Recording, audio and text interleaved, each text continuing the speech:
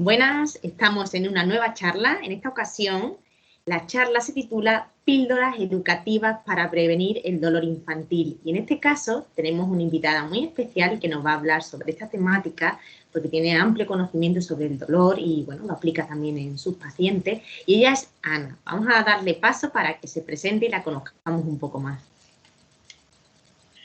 Hola, muchas gracias, Serena.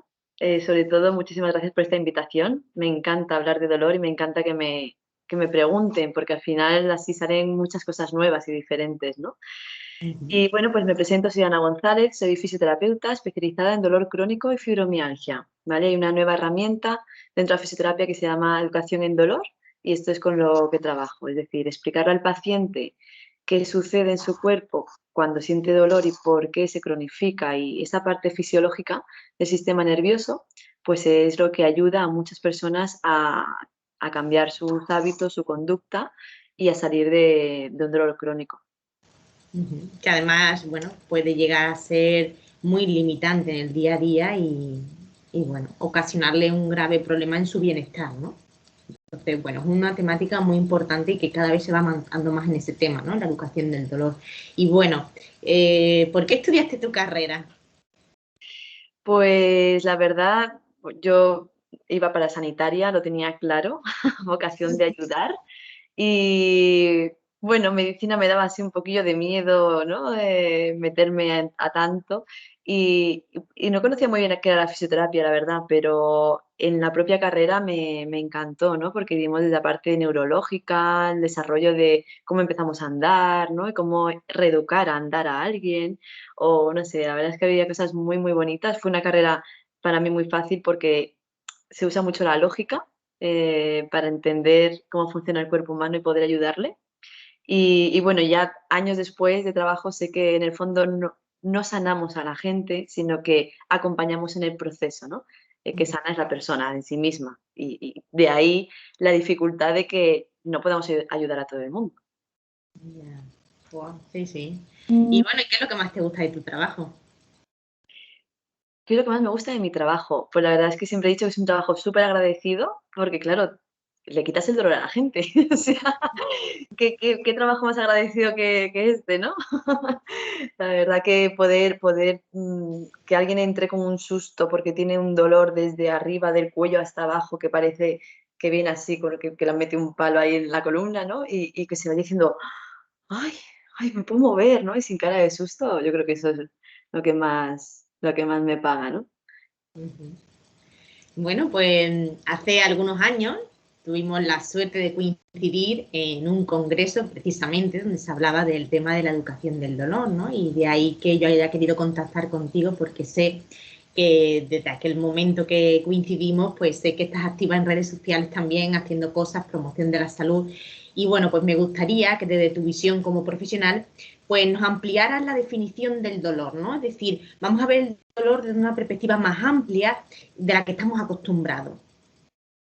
Sí, efectivamente. El dolor, la verdad es que tiene una definición que si la lees así a priori no te dice mucho, ¿no? Porque es una experiencia desagradable, obvio, ¿no? Es dolor, que se activa con un daño real o potencial. Y aquí, yo hasta que no me lo explicaron fue como, ¿qué es un daño potencial, no?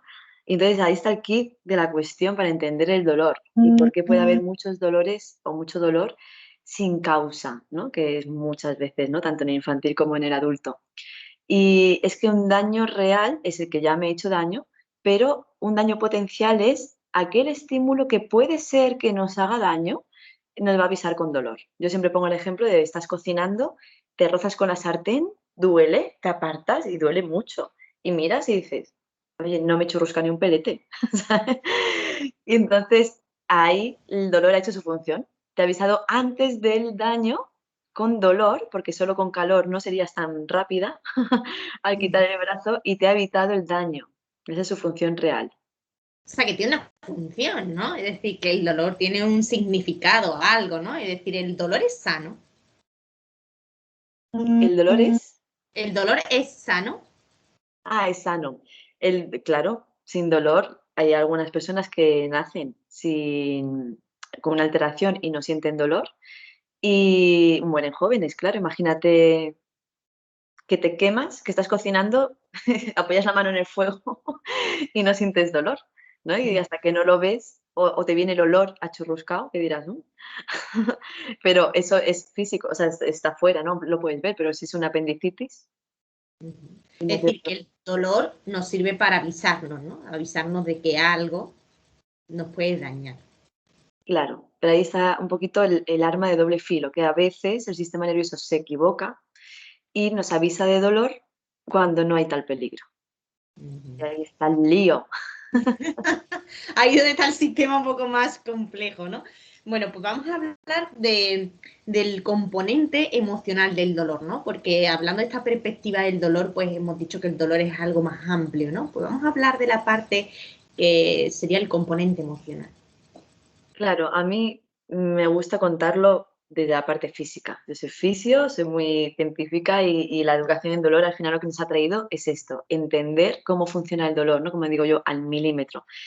Y entonces os pongo el mismo ejemplo de la sartén, ¿vale? Estoy cocinando, me llega un calor extremo, que en vez de sentirlo calor, lo siento al final dolor, ¿vale? Pero antes de sentir dolor, el que se activa es un receptor, siempre te digo esta palabra que sé que es técnica, pero es que creo que debe llegar a la sociedad que deje de ser técnica para ser conocida, que son los receptores nociceptivos, son aquellos receptores que se activan solo si hay un peligro. O sea, pueden ser térmicos, de calor o por presión, por lo que sea, pero que sea algo tan extremo que me puede provocar quizá un daño, ¿no? Entonces, ese daño potencial aún no es daño, pero el estímulo activa ese nociceptivo y manda la información hasta la médula. Y aquí sube al sistema nervioso central, al cerebro, por dos vías, ¿vale? En plan rápido, siempre lo cuento así, no es exactamente así. Una física y otra emocional. La emocional es mucho más rápida. Le llamo emocional, o se le dice emocional porque va al sistema límbico, donde está la amígdala, el hipocampo, en fin, toda esta parte de las emociones y de la memoria, que es muy importante también en el dolor.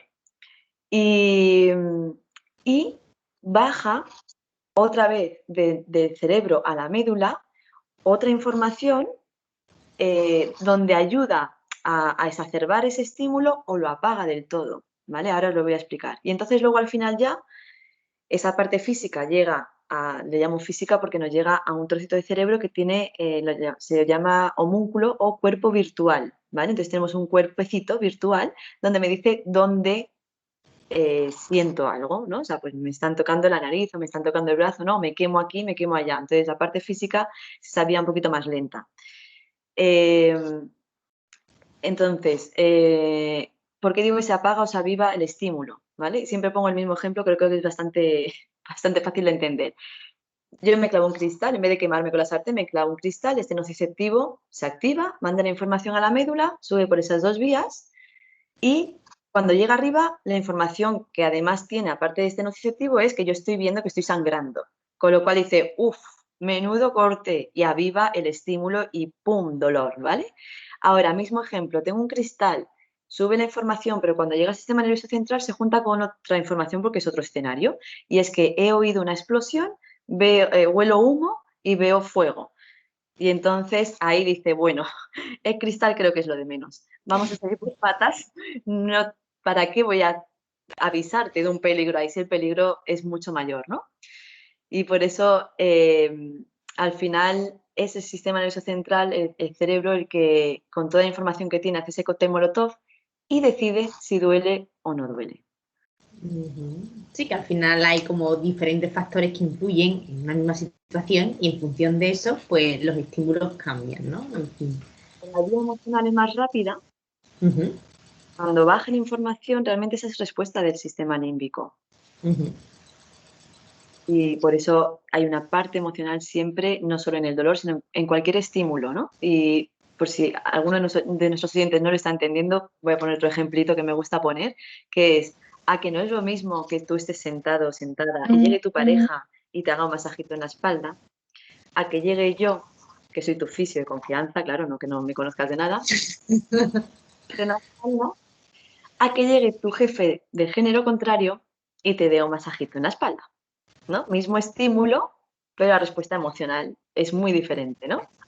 Así es.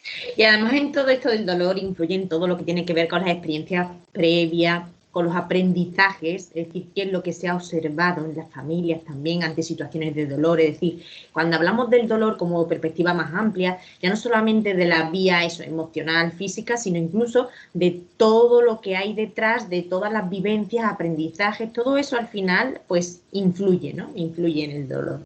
Que eso está en ese sistema límbico, claro, la amígdala y el hipocampo, que para el que entienda algo entenderá que la amígdala es esa parte de peligro y el hipocampo de memoria. Entonces, todo lo que tiene una intensidad emocional queda impregnado y entonces cuando llega el estímulo va a pasar por, pero todos los estímulos, o sea, no solo el nociceptivo, realmente todos van a pasar por ahí, va a pasar por un filtro de experiencias pasadas eh, o muy agradables o muy desagradables normalmente, que es lo que queda en la memoria. Así es. Además, hay algunas cosas que según el impacto que hayan tenido, pues tienen como esa repercusión, ¿no? En la memoria. Y bueno, pues como el tema, aunque sé que trabajas bastante con adultos, pero bueno, yo quise que esta charla la centramos en los niños, pues por ese enfoque de la prevención, de evitar problemas en un futuro, pues me gustaría que habláramos cómo puede afectar en el día a día la economía postural de las actividades que hacen los niños, que hacen a lo mejor de manera frecuente. ¿Cómo puede afectar la ergonomía postural en los niños, ¿no? En su día a día? Pues realmente menos de lo que pensamos. En realidad, mucho menos de lo que pensamos. Uh -huh. Hombre, lo ideal, desde luego, no sería que estuviesen tantas horas ahí sentados en su cole, ¿no? De hecho, hay colegios de educación activa que el niño elige, ¿no? Y hay niños que sí que son más de estar sentaditos dentro de un espacio cerrado y aprendiendo, y otros aprenden mucho más desde la parte motora, kinesiológica, ¿no? De tocar. la- Entonces, realmente lo ideal es lo que, claro, cada cerebrito es un mundo y no podemos pretender que todos los niños estén bien en el mismo ambiente. Así que realmente la recomendación, o sea, lo que más repercute es lo que se mueve o no se mueve, Uh -huh. ¿no? Sería Sí, un lo que hay que favorecer quizás son entornos o contextos de aprendizaje quizás activos donde el niño pueda decidir, ¿no? Al final eso se trata, el desarrollo respetuoso y natural, donde el niño decida en cada momento, ¿no? Cómo quiere hacer cada cosa, ¿no? claro, efectivamente. Al final, el respeto al cerebrito para que se desarrolle eh, como ese cerebrito ya ha empezado, ¿no? A desarrollarse, creo que es lo ideal. Uh -huh. Y vamos a ver algunas recomendaciones que le podemos dar a las familias para prevenir pues molestias, dolores del aparato locomotor, ¿vale? Es decir, pues cuando imagínate que a lo mejor pues están cargando que se suele decir mucho, ¿no? Que cargan las mochilas, cosas que tú digas, bueno, pues yo creo que estas son recomendaciones que pueden venir a nivel general bien para las familias para que los padres estén pendientes, ¿no? A la hora de hacer con los hijos. Pues, a ver, respecto a la mochila, ya que la saca así de primeras, al final, hay mucha parte cuando he dicho que la parte de ergonomía, afecta mucho menos de lo que nos pensamos, porque hace tiempo, hace años que se lleva trabajando la ergonomía en los trabajos sobre todo, pero se ha llevado a los niños, ¿no? Y entonces hay una parte ahí de una educación que ha fragilizado la fortaleza de nuestro cuerpo. Es decir, eh, vamos a hacer la lógica. O sea, ¿los niños pueden llevar peso? Sí, claro que sí. Eh, ¿Cuánto? Pues depende de tu niño. O sea, tu niño es grande y fuerte y además hace deporte. Tu niña es pequeñita, pero es un rabillo inquieto, ¿sabes? Y ves que tiene fuerza. O sea, al final es con un poco de lógica. Obviamente, a un niño que casi no hace deporte y que no se mueve mucho y tal, pues a lo mejor le pones algo de más peso y le puedes molestar. Pero en realidad lo que más daño hace para mí en el dolor infantil es esa información amenazante que sin querer se ha creado con la ergonomía, ¿vale? En la que, bueno, en algunos casos, ¿no? Había una frase que llegó ahí por Twitter que hicieron una educación en un colegio y decían dijeron a toda la clase de niños que estaban sanos que cada vez que se agacharan a por el balón se agacharan con las rodillas, que no doblasen la espalda, ¿no? Aunque no fuera peso, ¿no? O sea, de primero hablan de peso y luego dijeron que solo sea un balón, ¿no? Es como, cuidado con la información amenazante, y más de niños, porque eso queda en esa memoria, y al final hemos comentado que el dolor funciona por lo que cree que va a ser un peligro, o sea, lo que es un peligro que puede dañarme. Entonces, si yo de niño oigo jamás, o sea, porque claro, yo no sé cómo diría el hombre, pero claro, luego el niño, cada niño lo filtra de una manera, lo oye, ¿no? Ya que el que estaba así mirando las musarañas, pues a lo mejor no le influye, pero el que estaba ahí atento y a lo mejor alguna vez ha sentido algún dolorcillo en su espalda, ¿no? Y oye a un adulto decir, y jamás te flexiones con la espalda, aunque sea para coger un balón, ¿no? Pues claro, ya ahí ha implantado que agacharse con la espalda es peligroso. Y de ahí hay mucho, mucho dolor, ya no solo infantil, sino de adulto, porque muchas de estas cosas también emergen, todas estas creencias emergen en el adulto.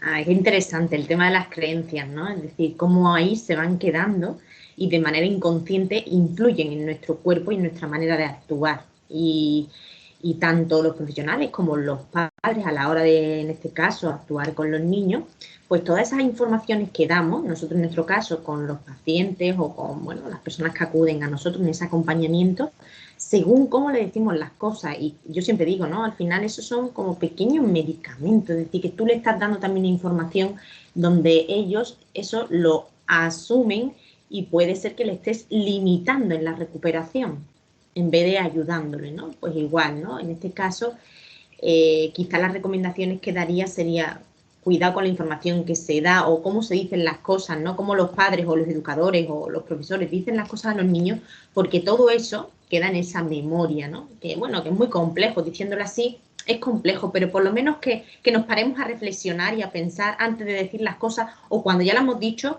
pensar si es la mejor manera para cambiar, ¿no? Ese patrón que tenemos repetitivo de meter miedo por todo, porque ya no solamente en cuestión de te vas a hacer daño, sino, bueno, te vas a caer, ten cuidado con esto, ¿no? Quizás la información, si tú estás un ratito con familia, es cuidado, cuidado, cuidado, ¿no? Entonces ese cuidado, cuidado, lo que estamos inculcando es mucho miedo, y después es que el niño tiene mucho miedo a esto, es que el niño no se mueve porque, claro, porque le estás inculcando con esas palabras que le dices continuamente ese miedo, ¿no? Entonces, No solo con las palabras, es que además me has llevado a un recuerdo que, bueno, con la hija de mi pareja, me acuerdo que más pequeñita fue a hacer una cosa, iba a correr y saltar un banco. Y yo sin querer, y mira que ya sabía parte de esto, pero sin querer, cuando la niña fue corriendo en medio de la carrera, dice, dice más, dice, porque claro, yo ya mi cerebro preveyó, ¿no? Anticipó que la niña se iba a caer, ¿no? No le quise decir nada, pero dice, y la niña al final siguió corriendo y justo antes frenó, porque le llegó mi sonido, ¿no? Y entonces se me giró y me dijo, es que me has dado miedo. eso es, mira, de hecho, es curioso porque durante muchos años yo fui monitora de los scouts y bueno, primero estuve 4 años con niños de 11 años, 11, 13 años y después ya con los pequeñitos de 6 años, pues tuve creo que otros 6 años, ¿no? Y llega un momento que te das cuenta que lo tienes que dejar, en parte, bueno, porque yo me iba de Sevilla, estuve tiempo fuera, ¿no?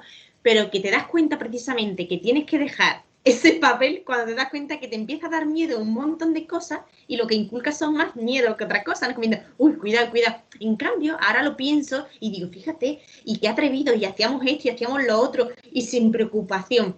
Y ese ambiente no es decir, va, es que soy unos despreocupados, no, se trata de pues no darle pie al niño que esté con miedo, porque basta que estés con miedo para que al final se caiga, para que al final le pasen cosas. Y si se cae, pues sin más. Pero ya no es solamente lo que dicen las palabras, sino también el lenguaje no verbal, ¿no? Y cómo nos pensamos, cómo nos ponemos, como eso todo se transmite, ¿no? Se transmite total, los niños sobre todo. Y es fundamental ese despreocupados, ¿no? Pero es que es fundamental dejarles que aprendan por ellos mismos. O sea, el aprendizaje motor da una riqueza cerebral brutal. O Uh sea, -huh. tenemos que tener una riqueza de inteligencia motora Uh -huh. para ser funcionales toda nuestra vida y llegar a 80, 90 o 100 años, los que lleguemos, o 120 que ya llegan, con toda nuestra función. Así que todo lo que se aprenda motoramente, hablando, es genial. Así que dejar a vuestros niños que aprendan, aunque se lleven algún que otro golpetazo. Pues fíjate, eso yo creo que es la mejor recomendación que podemos darle. Pero después pasa que cuando nos vamos a las personas mayores, sobre todo ahora con este tema de los confinamientos y todo esto que hemos tenido, también vuelve a ocurrir. Y es que los propios hijos a los padres le limitan y le meten miedo, cuidado a ver si te vas a caer, cuidado no vayas a salir, cuidado con esto, cuidado lo otro. Y al final vuelve a ocurrir lo mismo que lo que hacían a lo mejor los padres con ellos cuando eran pequeños. Y observo que acuden a consulta personas que cada vez tienen más limitado el movimiento. No, es que apenas salgo. ¿Por qué? No, porque es que me han dicho que mejor no, porque... Pues eso al final pierde esa riqueza, ¿no? Esa riqueza motora de movimiento, el movimiento es salud, ¿no? Y es algo que tenemos que tener en cuenta. Y bueno, algunas píldoras, ya que hemos titulado la charla Píldoras Educativas, pues vamos a hablar de algunas píldoras educativas para tener en cuenta y tener un aparato locomotor saludable, ¿no? De adulto, ¿no? Es decir, ¿qué píldoras podemos dar a estos padres? Bueno, la primera es muévete, o sea, muévete de forma divertida, muévete de cualquier manera, muévete jugando con tus hijos, muévete poniendo una canción, muévete recordando que hacías de pequeña. Yo hace poco me di cuenta que ya no bajaba las escaleras como lo hacía de pequeña, porque hacía muchos años que no bajaba las escaleras, porque existen los ascensores. Y entonces empecé a bajar, claro, como con prisa, ¿no? Desde un cuarto, tiqui, tiqui, tiqui, tiqui, tiqui, tiqui, tiqui, tiqui, tiqui, y otra vez volví a coger normalidad del movimiento. Así que muévete como quieras, pero muévete, muévete, que tus hijos te vean moverte. O sea, ya que educamos con lo que hacemos, pues quita el miedo y pon movimiento con diversión. Ah, Esta sería, yo creo que la mejor píldora. Otra pildorita, por ejemplo, alguien que diga, no, pero bueno, ¿y qué sería alguien que ya haga algo de deporte, que le guste, ¿no? Porque el que no le gusta, pues muévete como sea, pero muévete, ¿no?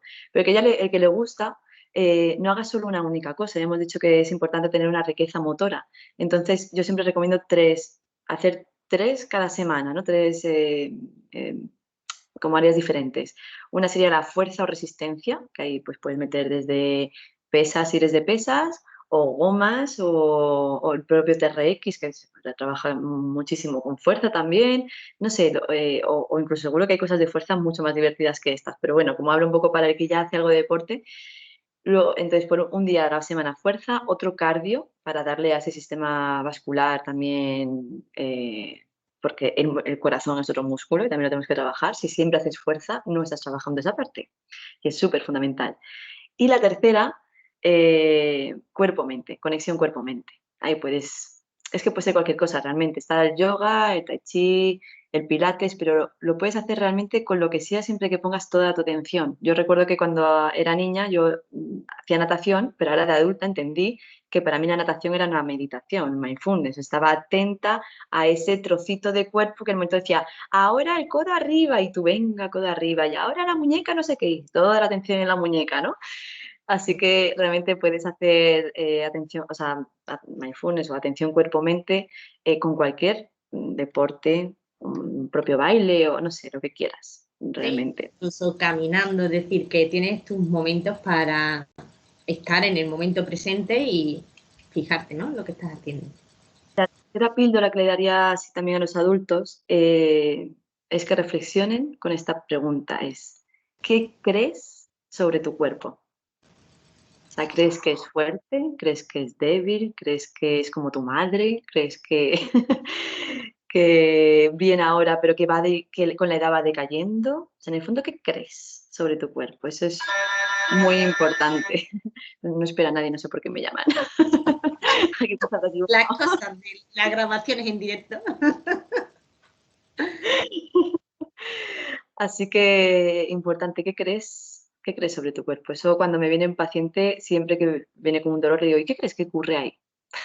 Pues no sé, a veces me dicen, no sé, por eso vengo a ti. Y digo, bueno, está bien, vienes como así sin creencias, ¿no? Pero siempre digo, no, pero en el fondo crees algo, ¿qué crees? ¿Qué pasa? ¿Crees que es muscular? ¿Qué es tal? Entonces ellos me van diciendo, y ya sé lo que saben, lo que creen, y yo ya les voy luego dirigiendo con lo que veo y diagnostico, ¿no? Sí, sí, que tiene su sentido, ¿no? ¿A qué achacas el dolor, no? Yo a veces cuando trabajaba en tema de psicología del dolor, bueno, ¿a qué achacas el dolor, no? Y de ahí puedes ir rascando, indagando, ¿no? Pues esas creencias que están también detrás, ¿no? De todo esto. el 90% dicen postura y estrés. Por eso la parte de ergonomía sí, pero sin llevarla al último extremo. Porque está la ergonomía y luego, como digo yo, está la ergonomía activa, ¿no? La ergonomía es cómo adaptas el puesto a la persona, que está muy bien, que las empresas piensen eso, pero no te quedes en la empresa me tiene que adaptar el puesto y yo estar sano como una manzana. ¿No? El puesto puede estar muy bien adaptado, pero tú ser muy sedentario. Así que ergonomía estudia el puesto y ergonomía activa, cómo tú te adaptas al puesto. Aquí siempre el papel proactivo de la persona, todas estas herramientas y estas píldoras que estamos dando hoy aquí es precisamente para eso, para que tomes el papel proactivo en tu propia salud, ¿no? Y puedas al final, pues, dirigir un poco tu calidad de vida. Sí que es verdad que, sobre todo cuando hay personas que ya tienen dolores muy cronificados, fibromialgia, es decir, cosas, migrañas crónicas, quizá el ser tan observador y el mirarse tanto tampoco es bueno del todo, ¿no? Pero que sí que estamos hablando ahora mismo para personas, para cómo prevenir desde que son pequeños adultos, pues estas situaciones donde aparecen dolores que podríamos evitar. Entonces ahí sí que podemos ser un poco más observadores y cuando tengamos alguna duda, pues para eso hay profesionales formados en todo esto, ¿no? Y bueno, ir de la mano siempre va a ayudar, porque cuando realmente hay un dolor bueno, que es incapacitante en tu día a día, pues son vidas que pues, te generan mucha frustración, mucho malestar, entonces ahí sí que hay que... Estas píldoras a veces pues se quedan cortas, ¿no? Tenemos que acudir a los profesionales, ¿no? Entonces, Puedo añadir una cosa fuera de guión, así, porque no estaba sí, previsto, pero realmente, es que ya lo has dicho, ¿no? Y no solo en fibromialgia, en cualquier dolor eso incapacitante, hay una parte que a lo mejor a alguien le resuena y podemos ayudar a alguien solo con decirlo aquí, que es la hipervigilancia. La hipervigilancia es algo que sucede cuando hay un dolor, porque para eso está. Cuando hay un dolor me está avisando de un peligro, entonces mi cerebro le va a atender. Ahora, cuando hay descartado, ya te han descartado patología, no hay nada, y bueno, luego hablaremos un poquito más de eso, de las etiquetas y la patología, pero cuando no te encuentran nada y no saben qué hacer contigo, fíjate si te estás hipervigilando. Si te estás hipervigilando, pues haz todo posible por dejar de hipervigilarte, ¿no? Primero ser consciente de cuánto te hipervigilas, porque nos hipervigilamos más de lo que pensamos. Y cuando ya sí. seas consciente, bueno, pues hay herramientas tan, no sé, tan básicas. Yo siempre digo una muy, muy básica que se me ocurrió a mí en su momento, cuando de repente tenía un pensamiento disruptivo, ¿no? Y era, ¿qué voy a comer? ¿Qué voy a hacer de comer? ¿Qué voy a hacer de cenar? ¿No? Entonces mi mente se iba a la nevera. ¿Sabe igual? Entonces ahí dejas de hipervigilar o dejas de y te vas y es que ves tu nevera, ¿no? Y ya estás llevando tu mente a otro lado. Y bueno, es una Sí, herramienta muy rápida para decir al así a un final son pequeño. distractores. Se trata de también meter estímulos que distraigan la atención, porque cuando tenemos muy centrada la atención en algo, también podemos aumentar como, o amplificar esa respuesta a ese estímulo, ¿no? Entonces, bueno, este tema es verdad que es bastante complejo, pero bueno, yo quería por lo menos hacer una pequeña introducción, pero que aquí hay mucho que rascar y mucho que ver y bueno, todas aquellas personas que vean que el dolor, ¿no? Está siendo algo que les repercute en su día a día, bueno, pues que realmente que contacten, que se dejen ayudar, que vean qué mecanismos de afrontamiento pueden ser adecuados a la hora de llevar a cabo pues, lo que le está ocurriendo y que hay opciones para mejorar la sintomatología de ese dolor y que el dolor es necesario siempre y cuando no llegue a un punto en el cual, pues, a lo mejor lo que te está informando no es de un peligro, sino que se ha quedado ahí instaurado, ¿no? Una señal que se puede bajar, ¿no? Entonces, bueno, me gustaría que ya entrando en este tema, viéramos ejemplos pues reales, ¿no? Que te hayan ocurrido y que puedan servir de ejemplos para las familias, porque bueno, me imagino que en esta trayectoria bueno, de tu vida profesional, pues tendrás un montón de ejemplos que contarnos. Cuéntanos algunos. Claro, pues mira, me vino, por ejemplo, bueno, unos padres muy preocupados. Realmente, claro, la paciente era la niña, pero realmente vinieron los padres preocupados, Uh -huh. porque su niña tenía escoliosis, sí, su niña hacía baile y tal, ¿no? Su monitora de baile tenía escoliosis y ya le había dicho a los padres, mira, yo me nací que también tuve escoliosis de niña y estoy perfecta, ¿no? Aún así, vinieron preocupados, ¿no? Y claro, me pregunta, al final mi tratamiento siempre me dirijo mucho a los padres, ¿no? Es como, bueno, ¿qué es lo que te preocupa que le pase a la niña, ¿no?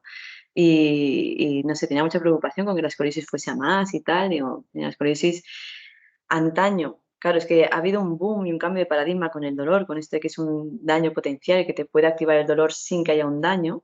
Entonces, hay muchas etiquetas diagnósticas que se les asumía el dolor y ahora sabemos que no, que hay un montón de personas con escoliosis muy importantes y visuales que no tienen dolor. Entonces, claro, la mujer estaba preocupada sobre todo por si tuviese dolor, ¿no? No tanto por la estética, que es lo que en el fondo puede pasar, ¿no? Con escoliosis. Así que, nada, al final, además tenían así un rifirrafe, pero le habían puesto un corsé a la niña no quería así, ¿no? Y bueno, ahí hice un poco de negociación padres-hija. Mediadora. Si hago los ejercicios, entonces, venga, menos corsé, no sé qué, ¿no? Porque es lo que les dije, ¿no? Al final, activamente, cuando tú trabajas activamente, es como se trabaja la escoliosis para, bueno, rectificar o que no vaya más, o a mí siempre me gusta mucho más lo proactivo que lo pasivo, ¿no? Y entonces, bueno, ahí tuvieron su negociación y sobre todo, y lo fundamental, los padres se fueron siempre, o sea, más despreocupados, ¿no? Y les avisé, ¿no? Es que tu preocupación es la que puede llevar a que la niña desarrolle ese dolor crónico. Así que es mucho Aunque más. no le digan nada, porque pero si yo no le digo nada, no. Es que aunque no digas las cosas, hemos dicho antes, el lenguaje no verbal también está. Y el hecho de preguntar, el cómo preguntas, el cómo dicen las cosas, pues eso se palpa en el ambiente, esa energía de preocupación se palpa en el ambiente. Fíjate, en este caso, pues a veces, y más cuando se trabaja con niños, ¿no? Que estás hablando de una dinámica, no trabajas solamente con un niño, estás hablando con una familia, pues el calmar o el rebajar la tensión o el dar información de valor a sus padres, pues ayuda directa e indirectamente a esa niña, ¿no? Claro. Así que nada, si los padres que nos están escuchando, alguno tiene un niño con dolor, lo primero y fundamental es descartar patología, ¿vale? Pero hay que entender qué patología sí puede ser dolorosa y qué patología no. Entonces, bueno, pues ir al que sepa sobre dolor también, si hablamos de dolor, claro. Y luego podemos observar también al niño durante el juego, ¿no? Porque muchas veces cuando me vienen niños es como, claro, yo no he hecho psicología ni... Entonces a mí me vienen niños y es como, wow, a ver, A ver qué hay aquí. no sé si me cuentan, o sea, yo me fío siempre de lo que me dicen mis pacientes, pero claro, es como, es un niño, no sé, porque quiere jugar al fútbol, ¿no? Luego hay unas recompensas, ¿no? A lo mejor me está diciendo que no le duele porque quiere jugar al fútbol, ¿no? Me vienen muchos dolores agudos también, claro, de deporte. Entonces, bueno, pues observar al niño mientras juega. O sea, antes de traerlo y tal, pues lo podéis observar. Y así dice, pues mira, le he visto que andaba bien, o no, no, oye, pues estaba con los amigos jugando y cojeaba. Pues ya sé que hay algo, ¿no? Y nada, eso. Y luego cuidar, pues eso, la angustia, la preocupación, ¿no? Como ya hemos dicho, sería como los 3 pasos. No, porque además eso, ya en lo que has comentado, en el caso ya que el niño pues refiera dolor, pues observar, ¿no? Observar cuando a lo mejor es un ambiente que está distraído y ver qué pasa, ¿no? Vale, ¿y algún ejercicio o actividad que recomiendes para tener una salud de 10? ¿Algún ejercicio para los niños para que los padres digan, pues mira, viene bien que los niños hagan esto o que tengan en cuenta esto? Pues es que al final es que se muevan con lo que les guste. Es que al Mm. final la motivación lo es todo. O sea, cuántas veces he visto en adultos, ¿no? Mismo, no es que nado porque el médico me ha dicho que es bueno para la espalda, ¿no? Y digo, ¿y qué tal te llevas con el agua? Uf, me pone súper tensa. Pues no. No es Entonces, el medio acuático no es el tuyo. ¿alguna vez oís a algún profesional decir que lo mejor para los niños es hacer esto y tú llevas a tu niño a hacer esto y a tu niño no le gusta, pero le gusta hacer 10.000 cosas más? O sea, es que es absurdo. Entonces, dejarle que haga el deporte o sea, que le encante de niño. No, no los obliguéis tampoco, porque creo que hay muchas opciones, ¿vale? Para que lo obligues a algo. O sea, hay muchas, muchas, muchas y muy divertidas y muy variadas. Entonces, si le obligas y no le gusta y va a coger un odio al deporte que luego de adulto le va a costar. Así que yo creo que si no encuentras nada mejor, no lo obligues. Más fácil, vamos, esta píldora educativa más fácil no puede ser y es observa que le gusta movimiento, acción pero que le guste, ¿no? Que sea a través del juego, de la diversión, porque si no, al final se generaliza y a lo mejor cuando se sienten obligados a hacer algo que no les gusta, lo generalizan y al final ni le gusta la natación, ni le gusta ir a caminar, ni le gusta hacer nada y se vuelven niños más inactivos, ¿no? Entonces, sencilla, esta píldora educativa, está muy sencilla, ¿eh? Que se muevan y que disfruten. Es que ejercicio recomiendo mucho a adultos, a niños, me da igual, jugar a las palas en la playa. No sé, a mí porque me encanta, a lo mejor habrá gente que no, pero es como, es que no es deporte, o sea, no es tiempo. Pues te pones a jugar a las palas sin reglas, sin red, dos palas, una pelota y ya, que no tiene que ser en la playa. Ojo, que yo juego a las palas en el monte, puedo llevar a cualquier en el jardín, yo juego en el jardín aquí, ahora dentro de casa ya cada uno que decida. Si se queda así. Que hay muchos, que no os quedéis solo con deportes como deportes, sino que movimiento hay mucho variado y súper divertido. Pues entonces yo creo que ha quedado claro, ¿no? Porque ya para finalizar lo que quería es que dieras 3 claves importantes a modo de resumen de la charla. Y yo creo que una de ellas, pues precisamente esa, ¿no? El movimiento. ¿Y qué otras 2 puedes dar así a modo de resumen de lo que hemos hablado? De resumen, pues cosa que quede, por favor, de esta charla es el dolor es una respuesta de protección. O sea, no te quiere putear, te quiere proteger, ¿vale? El dolor es una respuesta de protección frente a amenaza. Entonces, revisa tus creencias. ¿Qué es para ti amenazante y qué no? Con mis mujeres de fibromialgia, cuando quieren empezar a moverse, es como, ¿cuál es el nivel que te debo empezar? El que para ti no sea amenazante. O sea, andar para ti, es que 10 minutos me muero, ¿no? Porque hay personas que están así, claro. Vale, ¿cuánto para ti no te va a repercutir? ¿30 segundos? Ay, pero bueno, podemos empezar por 30 segundos y luego vamos a más.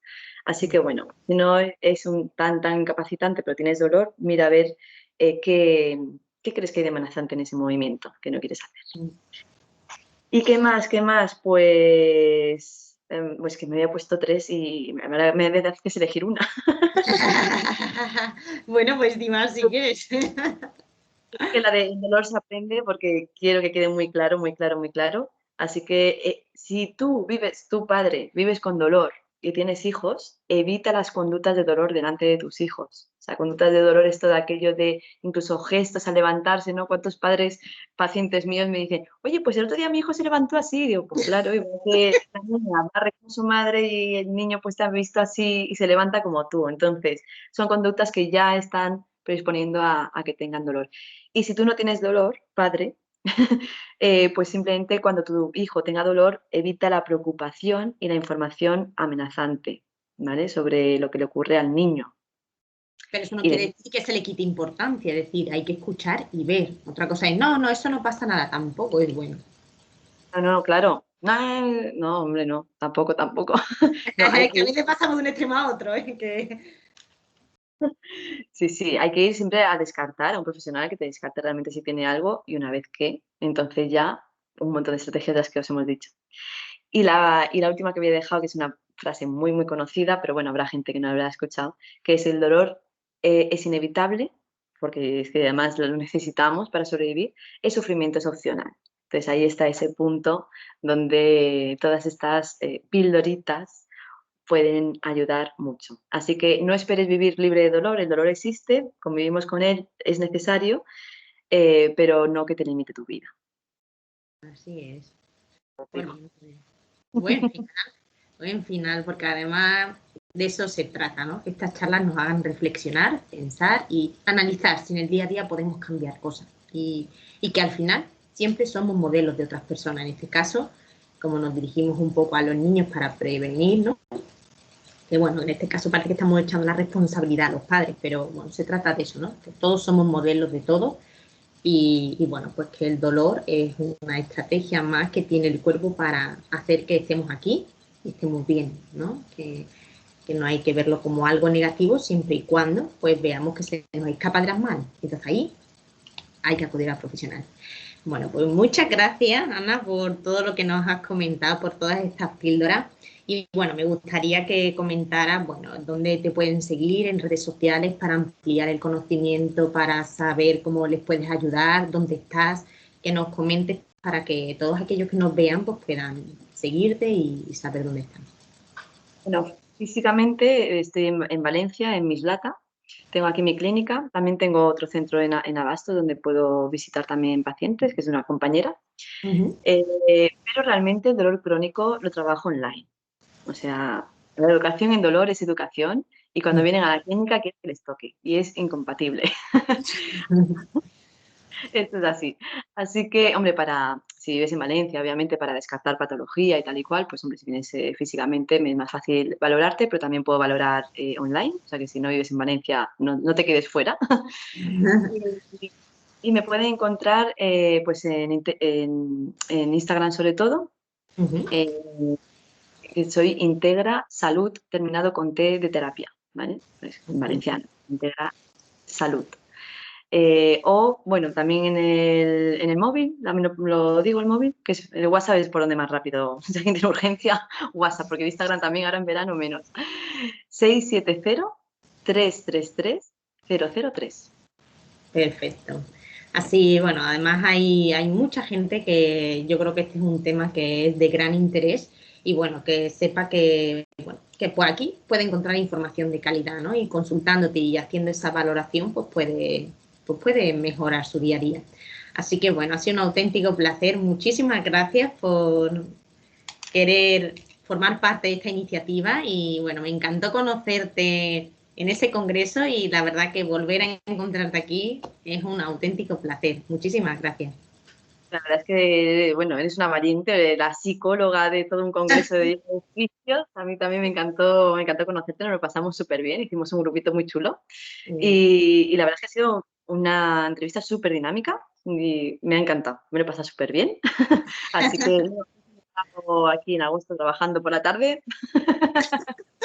Estoy intentando adelantar todas las charlas para eso, para que después cuando ya llegue septiembre, octubre, noviembre, estén las charlas sin problema ninguno. A mí me gusta planificar con mucho tiempo y que no haya fallos técnicos ni de ningún tipo y sobre todo por tema de organización. Creo que ahora estamos un poco más calmados siempre en verano y es más fácil. Sí, pues nada, será un placer volver a repetir contigo lo que quieras. Sí. Pues muchas gracias. Hasta aquí la charla de hoy.